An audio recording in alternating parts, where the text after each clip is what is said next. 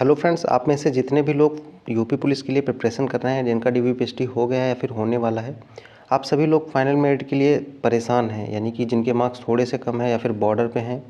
अब ये वीडियो बनाने का रीज़न क्या है, मैं सीधे से एक क्वेश्चन पूछता हूँ कि क्या आपने यूपी पुलिस के मार्क्स सही से जोड़े हैं, इसका रीज़न क्या है। तो मैंने कुछ दिन पहले ये 2 वीडियोज़ प्रोवाइड की हैं अपने चैनल पे, आप लोगों ने अगर नहीं देखा है तो देख सकते हैं। ये वीडियो बनाने का जो आज मैं बना रहा हूँ, इसका रीज़न यही 2 वीडियोज़ हैं। इसका अब मैं आपको समझा देता हूँ, फिर मैं वीडियो को स्टार्ट करता हूँ कि क्यों इतना ज़रूरी है, क्योंकि बहुत सारे बच्चों के मार्क्स बढ़े हैं बाद में, मैं उसका रीज़न बता देता हूँ। तो ये जो वीडियोज़ मैंने बनाए हैं, सबसे पहले मैंने बताई थी कि ड्रॉ स्कोर पे कितना आपका कट ऑफ जा सकती है, किस कैटेगरी से और किस शिफ्ट में। हर शिफ्ट की हर अलग अलग मैंने बताई हैं इस वीडियो में कि हर शिफ्ट का अलग अलग, हर कैटेगरी का अलग अलग किस शिफ्ट में कितना स्कोर करना चाहिए जिससे वो सेफ़ रहेगा। दूसरा मैंने वीडियो बनाया है कि नॉर्मलाइजेशन किस शिफ्ट में कितना मिल रहा है, और ये नॉर्मलाइजेशन की वीडियो आपने यूट्यूब पे इस तरीके की नहीं देखी होगी, तो आप एक बार ज़रूर विजिट कीजिए अगर जिसने नहीं देखा है तो। उससे पहले अगर आप इस वीडियो पे क्लिक किए हैं तो इस वीडियो को पूरा अच्छे से समझ लीजिए, उसका भी मैं रीज़न बता देता हूँ क्यों। अब ये जो वीडियो मैंने बनाई थी 2, इसमें से क्या होता है कि बहुत सारे लोगों को डाउट आता है, तो जिनमें से कुछ जो मेरे फ्रेंड थे, उनमें जब मैंने उनके मार्क्स पूछे तो वो बोले यार 2 नंबर कम पड़ रहे हैं, 4 नंबर कम पड़ रहे हैं, जिस हिसाब से बताया हो। तो मैं जब उनकी ओएमआर शीट से चेक किया तो उनके मार्क्स जो 2-4 नंबर बढ़ रहे हैं, 2 मार्क्स, किसी का 1 क्वेश्चन, किसी का 2 क्वेश्चन बढ़ रहे हैं, वो सही से चेक ही नहीं कर पाए। तो मुझे लगा कि ये बहुत सारे बच्चों के साथ प्रॉब्लम होगी, तो मैंने सोचा कि एक वीडियो में डिटेल में बता देता हूँ।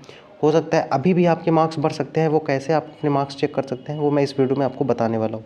और कब कब आपको मार्क्स कैसे कैसे आपने चेक किया होगा, डेफिनेटली आप सबने चेक कर लिया होगा, आपको पता भी होगा कैसे चेक करने होते हैं, लेकिन इस वीडियो को आप पूरा ध्यान से देखना, एक एक स्टेप को मैं स्टेप वाइज इसमें बताऊंगा। तो बिना किसी देरी के वीडियो को शुरू करते हैं। अगर आप चैनल पे पहली बार आए हैं तो ऐसे इन्फॉर्मेटिव वीडियोज़ के लिए चैनल को सब्सक्राइब कर लीजिए। तो शुरू करते हैं बिना किसी देरी के वीडियो को। मैंने बता दिया है कि लोगों ने गलत मार्क्स चेक किए हैं, इस वजह से उनको लग रहा है उनके मार्क्स कम है, जबकि एक्चुअल में उनके मार्क्स ज़्यादा हैं। मैं खुद अपना बताता हूँ, मेरे मार्क्स जो हैं मैंने 3 बार चेक किए हैं और 3 बार मेरे मार्क्स हर बार बढ़े हैं। ठीक है, लास्ट टाइम पे जब रिज़ल्ट आया था तब भी मेरे मार्क्स बढ़े थे, यानी कि रिज़ल्ट के टाइम भी मेरा 1 क्वेश्चन एक्स्ट्रा बढ़ गया था, यानी कि 2.5 मार्क्स एक्स्ट्रा बढ़ गए थे।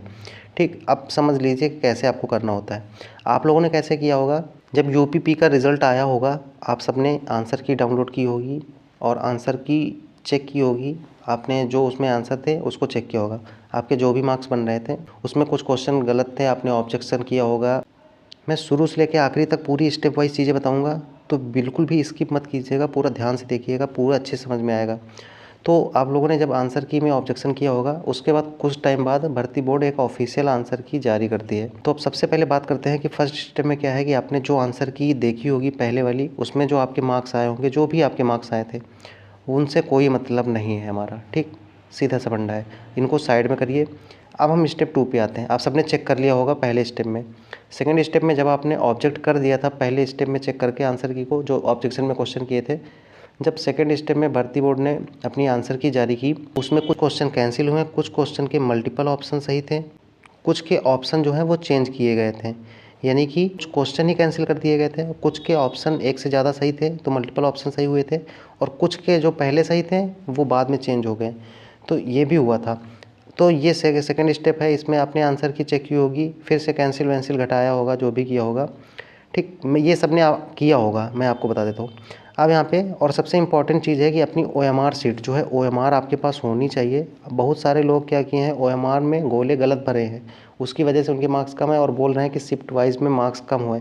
किसी भी शिफ्ट में मार्क्स कम नहीं हुए हैं, मैंने नॉर्मलाइजेशन की वीडियो में बहुत अच्छे से एक्सप्लेन किया है, तो आप चेक कर लीजिए। और आपने कुछ गलती ज़रूर की होगी जिसके भी अगर उन्हें लग रहा है कि मार्क्स घटे हैं या फिर कम हुए हैं। अब यहाँ पे बात करते हैं सेकंड स्टेप में, जब आपने चेक कर लिया होगा उसके बाद वहाँ पे क्या करना होगा। इसके भी जो मार्क्स आए हैं वो भी उतना मैटर नहीं करते हैं, क्यों नहीं करते हैं उसका मैं रीज़न बता देता हूँ। अब इसके बाद जो आता है आपका थर्ड स्टेप और फाइनल स्टेप मान सकते हैं। अभी तक फर्स्ट स्टेप में क्या हुआ, आंसर की आई, आपने जो क्वेश्चन ऑब्जेक्शन किया, ठीक है, आपने मार्क्स जोड़ लिए, उन मार्क्स का कोई मैटर नहीं। फिर सेकंड आंसर की आई, उसमें आपने मार्क्स जोड़े, कैंसिल वाले के घटाए, फार्मूला वार्मूला लगाया होगा, ठीक है, अभी मैं फार्मूला भी बताऊंगा आपको। तो सेकंड आंसर में जो मार्क्स आए वो भी हमारे लिए मैटर नहीं करते हैं। अब जब यहाँ पे सेकंड आंसर के बाद जब आपका रिज़ल्ट आता है, थर्ड स्टेप में आपका जब रिज़ल्ट आ जाता है, तो रिज़ल्ट आने के बाद आपको यहाँ पे करना क्या होता है कि जो ओएमआर शीट है उसको अपने सामने रखना है और रिज़ल्ट के बगल में कॉलम था फाइनल आंसर की का।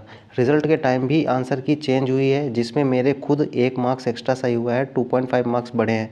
पर्सनली अपना बता रहा हूँ। तो फाइनल आंसर की भी मार्क्स चेंज हुए हैं, तो बढ़े भी हो सकते हैं, घटे भी हो सकते हैं, वो आपने अगर चेक किया होगा तो डिपेंड करता है। अब यहाँ पे बात करते हैं, जब थर्ड स्टेप पे आप अपना रिज़ल्ट चेक किए होंगे तो वहाँ पे आपका फाइनल आंसर की भी आई थी। अब जो उसके मार्क्स हैं, उसमें जो आपके जितने क्वेश्चन सही हैं, जितने गलत हैं, उन सबको लेके जितने भी क्वेश्चन आपके सही थे, जितने भी गलत थे, इन सब पे आपको फॉर्मूला लगाना है। क्योंकि जो क्वेश्चन कैंसिल हुए हैं उनके मार्क्स सबको मिलेंगे, लेकिन बराबर नहीं मिलेंगे। वो फार्मूले के माध्यम से निर्धारित किया जाएगा कि किसके कितने मार्क्स मिलेंगे। तो मैं यहाँ पे एक एग्जांपल देके यहाँ पे मैं बताया हूँ, एक्सप्लेन किया हूँ कि मान लीजिए कोई बंदा है जिसके 120 क्वेश्चन सही होते हैं, ठीक, 120 क्वेश्चन सही होते हैं, टोटल 150 क्वेश्चन है, सबको पता है, इसमें बताने की जरूरत नहीं है। टोटल 300 मार्क्स का होता है। ऐसे ही फार्मूला आपको लगाना है, सही प्रश्न गुणे निर्धारित अंक बटे जितने भी सही क्वेश्चन उस शिफ्ट में थे। तो मैं बता देता हूँ, जैसे कि मान लीजिए XYZ कोई भी शिफ्ट है, मान लीजिए ए शिफ्ट है। अब इसमें 145 क्वेश्चन सही थे और 5 क्वेश्चन जो हैं वो गलत हो गए, कैंसिल कर दिए गए। तो अब आपका पेपर जो है वो 145 क्वेश्चन का ही बचा है। अब यहाँ पे मान लीजिए कोई बंदा है वो 120 क्वेश्चन सही कर देता है, तो आपका जो पहले पेपर कितना था 300 अंक का। तो आपको करना क्या है कि 120 गुणे 300 और बटे में 145 से भाग देना है। ये फार्मूला आपको सबको पता होगा। तो इसके मार्क्स मान लीजिए आ रहे हैं, यहाँ पे आप देख सकते हैं कि इसको जब मैंने कैलकुलेट किया तो 248.275 मार्क्स आए, ठीक। अब यहाँ पे आपको नेगेटिव घटाना है। इसमें बहुत सारे लोग इसमें गलती किए हैं, 120 क्वेश्चन सही किए हैं, तो इसमें 30 क्वेश्चन बच रहे हैं 150 में, तो 30 क्वेश्चन का नेगेटिव हो गया 15 मार्क्स, क्योंकि आधे नंबर का नेगेटिव कटता है। तो 15 नंबर यहाँ पे इसमें घटा देते हैं, इसमें -15 कर देते हैं, जो कि सबसे ज़्यादा गलती हो गई आपकी। क्यों? अब मैं बता देता हूँ। बहुत सारे बच्चे ऐसे किए हैं, ठीक है, आप में से बहुत सारे नहीं किए होंगे जिनको पता है, लेकिन जो लोग किए हैं उनके मार्क्स ज़्यादा कम हो गए। अब यहाँ पे मैं बता देता हूँ कैसे कम हो गए, कि मान लीजिए आपने 15-30 क्वेश्चन के हिसाब से मार्क्स घटाएं, लेकिन आपका जो पेपर है वो 145 क्वेश्चन का ही बचा है, 5 क्वेश्चन तो कैंसिल ही कर दिए गए ना। तो अब 120 आपके सही थे, तो इसमें कितने बचे? 25 क्वेश्चन। 25 क्वेश्चन आपके गलत हुए केवल, तो 25 क्वेश्चन के मार्क्स कितने हुए? 12.5। अब आपको 12.5 से इसमें घटाना है, यानी कि 248.275 जो है, इसमें सिर्फ आपको माइनस का 12.5 करना है। तो अभी आप 15 नंबर घटा रहे थे, अब आपको सिर्फ 12.5 घटाना है, तो आपके मार्क्स जो हैं 2.5 बढ़ गए कि नहीं बढ़ गए? तो यही तरीका है। इसी तरीके से मतलब क्या होता है, बहुत सारे लोग एक तो यहाँ पे नेगेटिव करने में गलत किए हैं, और दूसरी चीज़ है वो फाइनल जब रिजल्ट आया था उस टाइम पे आंसर की नहीं चेक किए हैं। बहुत सारे लोगों के पास OMR शीट नहीं होगी। हाँ, एक चीज़ है, जब फाइनल आंसर की जब रिजल्ट आया था तो उसमें आपको सही आंसर आपने जो टिक किया है वो नहीं बताया गया था, सिर्फ फाइनल आंसर की मतलब फाइनल आंसर दिया गया था। तो आपके पास OMR शीट होनी चाहिए, तभी आप टिक कर पाएंगे। तो आई होप ये समझ में आ गया होगा किस तरीके से लोग गलती करते हैं नेगेटिव घटाने में और कैंसिल के मार्क्स जोड़ने में। कैंसिल के मार्क्स सबको बराबर नहीं मिलेंगे, आपको समझ में आ गया होगा, पता चल गया होगा। अब आपके जितने भी मार्क्स बन रहे हैं, मान लीजिए जो भी आपके मार्क्स बन रहे हैं, उन मार्क्स को उठाइए, और मार्क्स को उठाने के बाद, फॉर्मूला लगाने के बाद आपके जितने भी मार्क्स बन रहे हैं उसको मार्क्स को आप एक साइड में रखिए और इस वाले वीडियोस को देखिए।